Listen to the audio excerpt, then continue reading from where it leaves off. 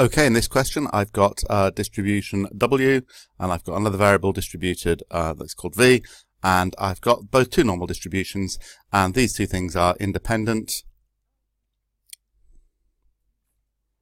Okay, in this question, I've got two normal distributions. I've got W, I've got V. They're given that they're independent, or I can assume they're independent, and I've got to find some probabilities. So I'm going to be using normal distributions, and I've just got to set up the correct normal distribution each time.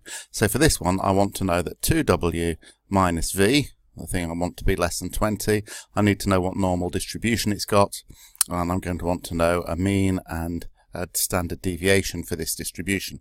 So how am I going to do that? Well, I need to backtrack and work out the mean and standard deviation and variance of W and V. So W has got mean 12, so E of W is 12, and it's got a standard deviation of 3, which means the variance of W is 3 squared, which is 9. Okay, and with V, I've got a normal distribution with mean 15, so the expectation of V is 15, and the variance of V, remember in this notation, that is the variance. This is mu, this is sigma squared. So my variance of V just is 5. Okay, so now I need to know the mean and the variance of 2W minus V. Now I'm going to have to squeeze it in here. The expectation is okay, so the expectation of 2W minus V is twice the expectation of W minus the expectation of V. So that is 2 times 12, which is 24, minus 15, which is 9. And the variance is 2 squared times the variance of W. Minus turns into a plus for variance, plus the variance of V. So that is 4 times my 9, 4 times my 9, plus my other variance, which is 5. So that's 36 plus 5, which is 41. So my distribution is 9, 41. And to do probabilities, I need to know the mean, which is 9. And the standard deviation is not 41, that's the variance, so I need to do the square root of 41. Okay, now I've turned it into a normal distribution. I've left most of my space for doing my sketch and doing it the way we normally do. So, okay, I want the probability that it is less than 20. Well, the middle value with a z of 0, the value is 9, and I want to be less than 20, so that's this side. And I want the probability of being less than 20, so I want this area here. So I just need to find a z value. Now z equals x minus mu over sigma. So in this case, I'm going to get x, which is my 20, minus my mean, which is 9, divided by sigma, which is root 41, which I'll have to do on a calculator. There's a calculation. Here comes the answer. Put it as a decimal. So my z value is 1.718. Here it is. And looking at my sketch, yes, I'd expect a positive z value. This is 1.718. And now my shading tells me what to enter on normal PD. I've got a lower limit of large negative value, and I've got an upper limit of 1.718. So on normal CD, I put in a lower value of minus 999, and I put in an upper value of that 1.718, and I check that sigma is 1 and that mu is 0, which they're supposed to be all the time, and I press equals, and my p-value is 0.9571, and that's my answer. So that's part A done. Now in part B, I've got something very similar.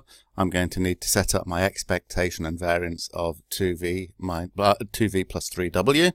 The mean is the one that works as you'd expect, so I need twice the mean of V, which is 2 times 15, plus 3 times the mean of W. So I've got 30 plus 36, which is 66. But for the variance of 2V plus 3W, I have to remember to use 2 squared and 3 squared.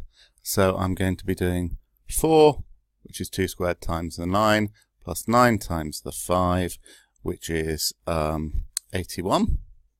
So my random variable 2V plus 3W is a normal distribution with mean 66 and variance 81. Okay, so I'm using a mu of 66, but I'm not using a sigma of 81 because this is the variance. I've got to remember to square root it, square root of 81 is nicely 9. Okay, now I need a sketch. I want to be greater than 58. Well, the mean we've worked out is 66. So with a z-score of 0, I've got a 66 value. I'm at 58, which is below the mean.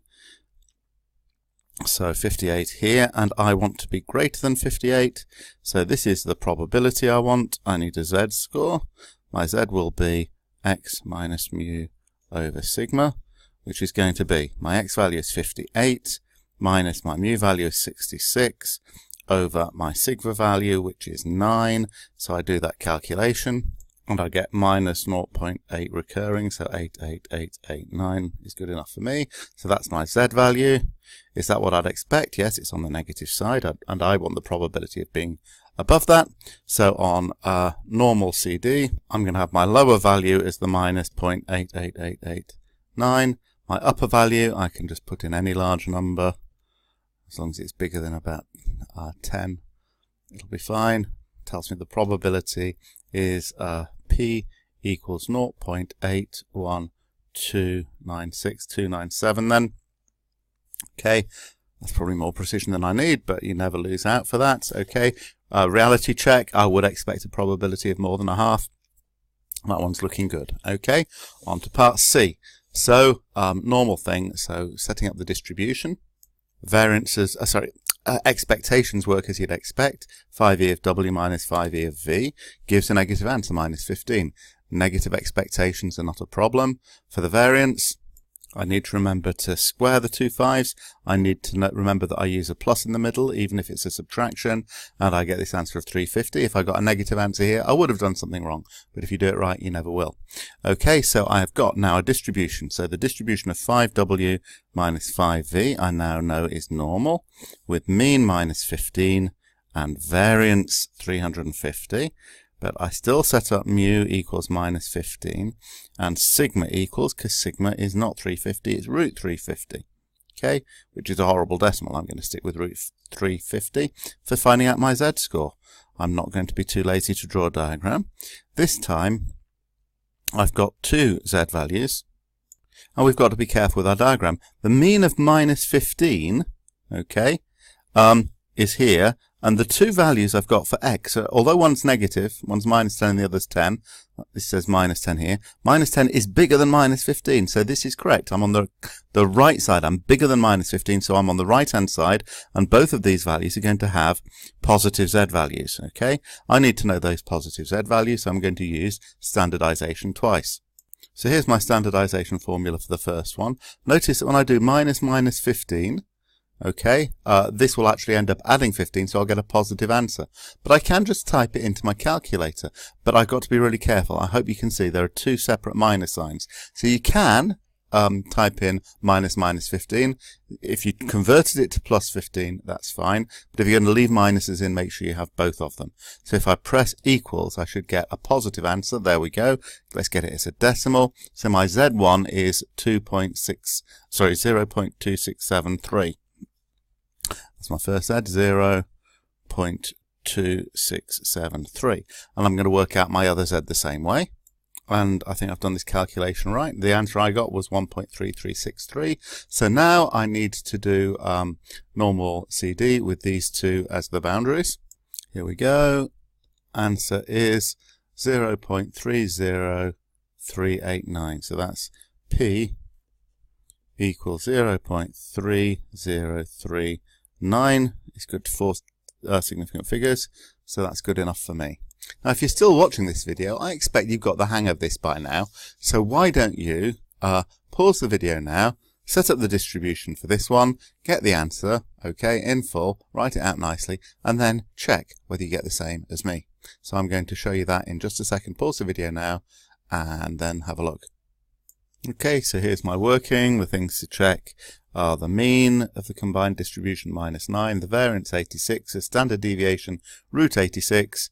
So when I standardize using the minus 9 and the root 86, I get these two z-scores and the final probability of 0.4081.